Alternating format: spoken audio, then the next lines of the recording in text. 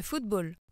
Né dans l'Antiquité chez les Grecs et les Romains, puis codifié par les Anglais au XIXe siècle, cette discipline sportive a aujourd'hui une dimension internationale importante. Pratiqué par les femmes déjà dans les années 1920, le football a cependant souvent été considéré comme un sport réservé aux hommes. Ce constat est-il encore valable de nos jours? Alors je ne pense pas que le foot soit un sport réservé aux hommes, donc on en a la preuve puisqu'en Haute-Loire il y a de plus en plus d'équipes féminines, et donc je pense qu'il faut que ça continue comme ça et qu'on montre justement que les femmes sont capables de jouer au foot, même si c'est différent du jeu des hommes. Dans l'Hexagone, on constate aujourd'hui une véritable dynamique sportive, concrétisée par le rayonnement de l'équipe nationale féminine sur le plan mondial et les bons résultats de certains clubs de première division aux compétitions européennes.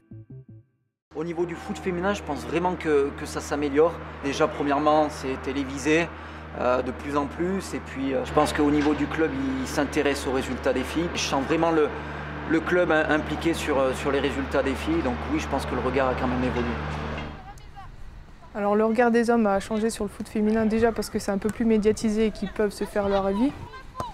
C'est moins technique que les garçons, mais il y a quand même de la technique. C'est peut-être un peu moins physique, mais ça on n'arrivera jamais au niveau des garçons, mais il y a quand même de l'impact. C'est en France où il y a eu peut-être cette image de garçons manqués ou quoi que ce soit. Et puis voilà, petit à petit, avec les médias, avec le travail qui est fait dans les clubs, par la fédération, les ligues, les districts, et ben finalement ça change petit à petit. C'est plutôt une image positive et c'est en train d'évoluer de toute façon. Il y a encore du chemin à faire, mais il y a déjà eu du chemin. Sur le plan régional, la Haute-Loire accorde une importance particulière au football féminin. En effet, l'accroissement du nombre de licences féminines depuis quelques années confirme l'émergence de cette pratique sportive.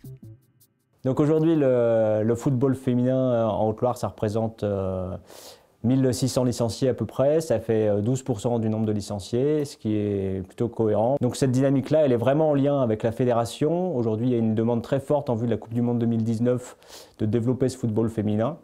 Donc des actions très fortes qui sont mises en place là-dessus et qui sont en lien très fort avec ce développement national.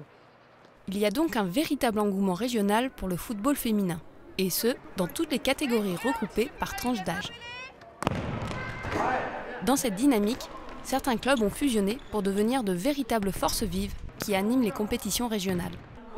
C'est le cas de l'US Bains Saint-Christophe.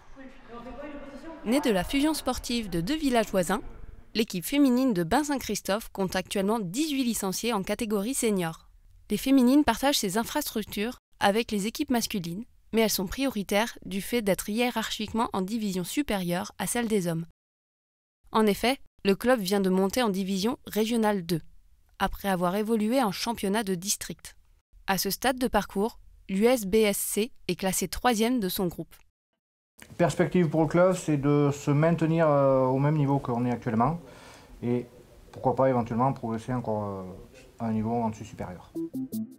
En prenant de la hauteur pour observer l'univers du ballon rond, on peut constater le vent de démocratisation qui souffle dans le football féminin, tant sur le plan régional que national.